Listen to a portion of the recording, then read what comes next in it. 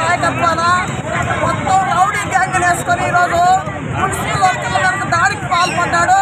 ఆ దాడిని ఏంటని ప్రశ్నించినన్నే ఈరోజు 30 మంది టార్గెట్ చేశారు. టార్గెట్ చేయటమే కాదు, మీదకి వచ్చింది సంగతి తెలుస్తాము ఏంటని గోలని చెప్పేసి ఈరోజు ప్రశ్నించడం జరుగుతూ ఉంది. మరి ముఖ్యమంత్రి ఈరోజు నరసాపేట చుట్టుపక్కల భూములన్నీ కాజేశాడు. ఈరోజు సీటు వస్తుందో రాదో అని చెప్పేసి భయంతో ఈరోజు మున్సిపల్ వర్కర్ల సమ్మెని విచ్ఛిన్నం చేస్తే ముఖ్యమంత్రి దగ్గర మరి మార్కులు కొట్టే చంద్రబాబు నాయుడు కబుడు పోయాను.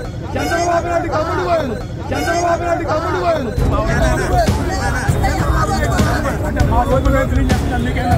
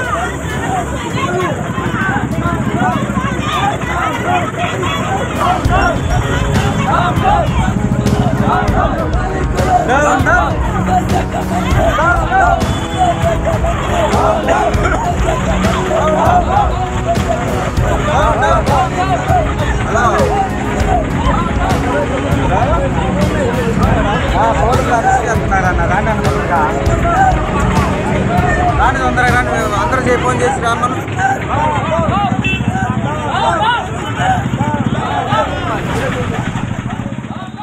మున్సిపల్ కార్మికుల సమ్మె 7వ రోజు జయప్రదంగా జరుగుతూ ఉంది. ఈ సమ్మెని కార్మికులందరూ పట్టుదలతోటి జయప్రదం చేస్తా ఉన్నారు. ముఖ్యమంత్రి చెప్పినటువంటి పర్మనెంట్ సమాన పని సమాన వేతనం సిపిఎస్ రద్దు డిమాండ్ల సాధన కోసం కార్మిక వర్గం ఉవ్వెత్తున ఉద్యమిస్తా ఉన్నారు. ఈ సందర్భంలో ఈరోజు ప్రభుత్వం హడావిడిగా ఒక జీవోని జారీ చేసింది. ఆ జీవోలో పబ్లిక్ హెల్త్ పరిధిలోకి వచ్చే శానిటేషన్ డ్రైవర్లు, అండర్ గ్రౌండ్ డ్రైనేజీ, మలేరియా వాళ్ళ వరకే జీవో ఇచ్చారు. హెల్త్ అలవెన్స్ 6,000 ఇస్తామని. కానీ గత 28వ తారీఖు మంత్రి గారు జరిపిన చర్చలు కానీ, గత నెల 14వ తారీఖు ప్రిన్సిపల్ సెక్రటరీ గారు జరిపిన చర్చల సందర్భంగా ఈ 3 కేటగిరీలే కాకుండా పార్కులలో కూడా హెల్త్ అలవెన్స్ ఇస్తామని ఒప్పుకున్నారు. మినిట్స్ కాపీలో పెట్టారు.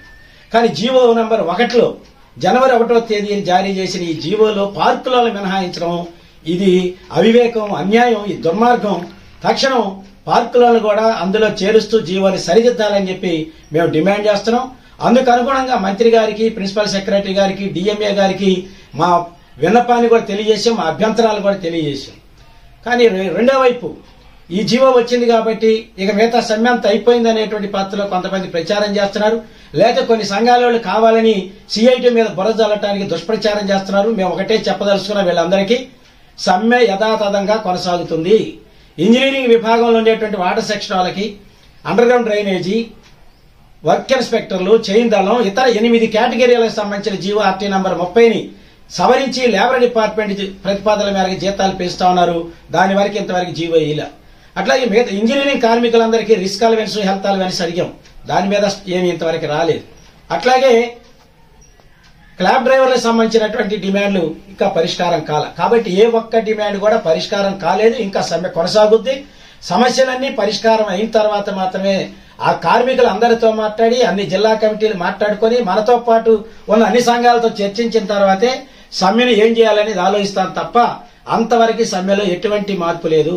మంత్రి గారు ఈ రోజు ఒంగోలులో మన సిఐటి సంఘ నాయకులు వెళ్ళి మాట్లాడితే మేము 2వ తారీఖు కేబినెట్ మీటింగ్ ఉంది, ఆ కేబినెట్ మీటింగ్ లో అంగన్వాడీ వాళ్ళ విషయం, మున్సిపల్ వాళ్ళ విషయం మాట్లాడతామని చెప్పారట. అక్కడ మాట్లాడే సందర్భంలో మంత్రి గారికి మేము ఒకటే చెప్పదలుచుకున్నాం, పదే విన్నవించాం. మున్సిపల్ రంగంలో పనిచేస్తున్న కార్మికులు శాశ్వత స్వభావం కలిగిన కార్మికులు, అటువంటి వాళ్ళని పర్మనెంట్ చేయండి, సమాన పనికి సమాన వేతనం ఇవ్వండి. అంగన్వాడీ ఉద్యోగులు రోడ్డు మీద ఉన్నారు 21 రోజులుగా, వాళ్ళకి గ్రాట్యుటీ అట్లాగే 26,000 రూపాయలు జీతం ఇవ్వండి. ఇతర సర్వశిక్ష అభియాన్ కార్మికుల సమస్యలు కూడా పరిష్కారం చేయాలని చెప్పేసి కోరుతా ఉన్నాం. ఈ సమ్మెలన్నింటినీ అన్ని వర్గాల ప్రజలు బలపరచాలని చెప్పి విజ్ఞప్తి చేస్తాం.